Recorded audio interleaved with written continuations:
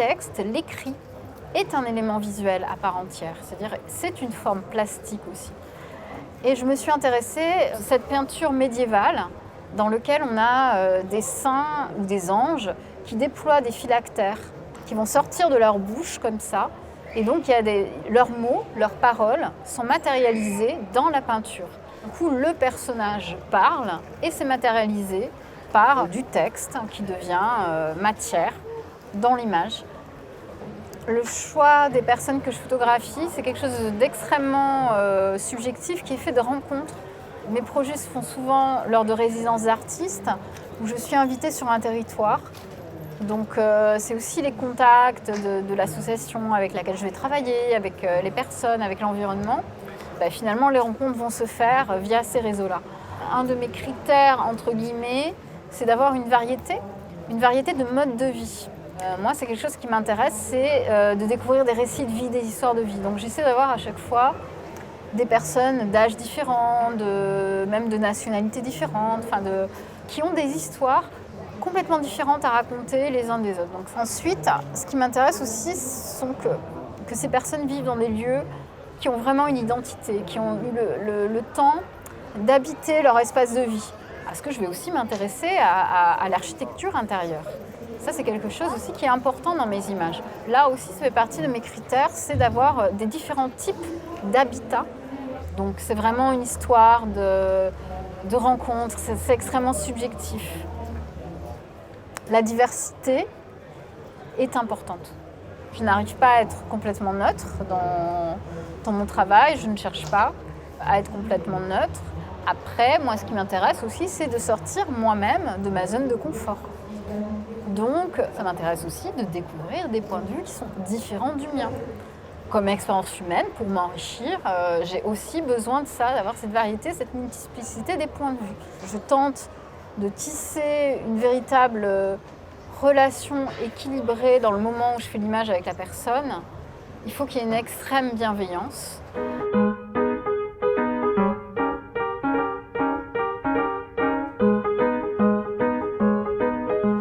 Je pense que cette ouverture à des multiplicités de vies et de points de vue nous rend plus vastes et aussi peut-être plus humains et plus aptes à comprendre toutes les problématiques actuelles et les crises que nous sommes en train de traverser.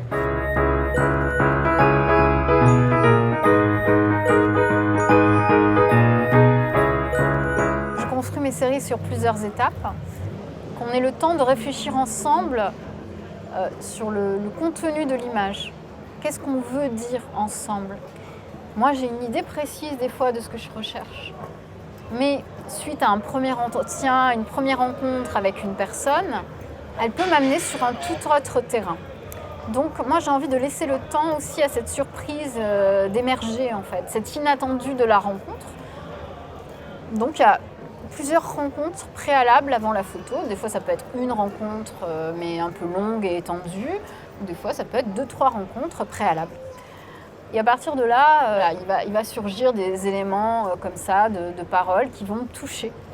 Moi, je vais enregistrer et je vais recontacter la personne pour lui dire voilà, tu as dit ces mots-là et ça m'a bouleversée. Donc, il va y avoir comme ça un aller-retour dans le dialogue où je vais dire voilà, ça c'était tes mots et ce sont les mots qui m'ont bouleversée. J'aimerais qu'on fasse quelque chose à partir de ce récit, à partir de ces mots-là. Et donc, on va avoir de nouveau une conversation autour de ces mots échangés pour finalement les matérialiser en pancarte et les mettre en scène dans l'image.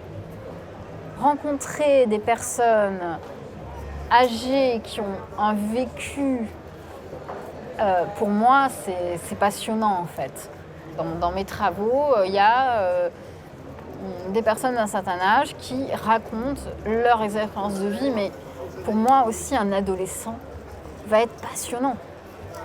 Parce que c'est justement ce moment où même quelqu'un de très jeune, un enfant, avec cette naïveté, avec toutes ces questions, ou des fois ces réponses, ils nous font des réponses. On peut poser, nous, adultes, une question, et eux, pour eux, c'est une réponse si évidente. Donc c'est merveilleux. Et c'est merveilleux de voir comment chacun va raconter la vie, comment un enfant de 6 ans peut raconter la vie, comment un ado va raconter la vie et comment une personne de 90 ans va raconter la vie.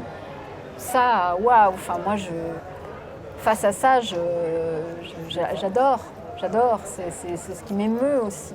Passer le cap de la frontière des générations, c'était important de décloisonner ça et d'avoir justement cette diversité d'âge, de vécu, d'expérience de vie.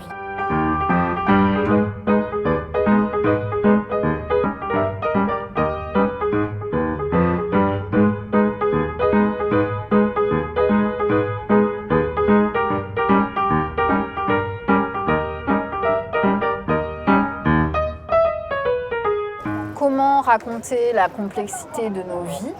Moi, la réponse que j'ai apportée en tant que photographe, c'était en faisant des images complexes.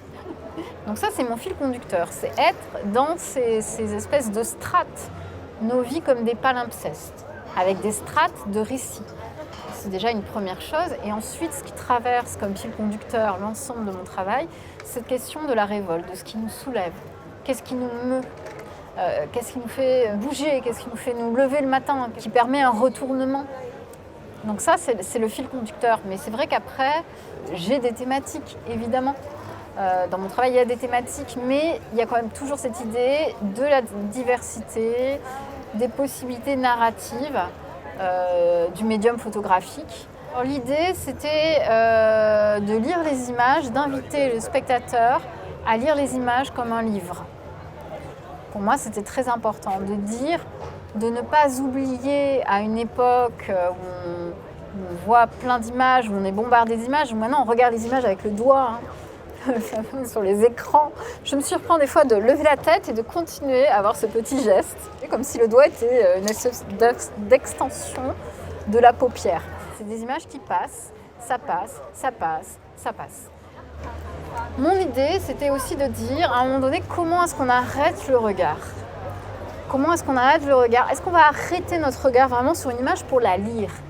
Pour commencer à lire les images. Et donc, en faisant ces images très complexes, l'idée, c'était de dire au spectateur, ah oui, il y a plein de choses, c'est hyper chargé, donc non. Le regardeur, toi regardeur, tu ne vas pas pouvoir voir en une seconde cette image-là. Parce que soit tu te sens rejeté parce qu'il y a trop de choses, donc tu vas dire tant pis, je passe. Mais si tu veux regarder l'image, toi regardeur, tu vas devoir t'y arrêter pour la déchiffrer parce qu'elle est complexe, parce qu'il y a plein de choses à voir. Donc on est loin de cette culture du zapping visuel, mais en effet, on est face à une image qui peut rebuter parce qu'elle est chargée, elle est pleine de strates. C'est l'idée d'une image comme palimpseste, d'une image à lire. Donc on peut décider quand on voit un livre, on regarde juste la couverture, on peut lire un peu le résumé, non, ça ne nous intéresse pas, on passe. On peut décider de s'arrêter, de commencer à rentrer dedans et à lire.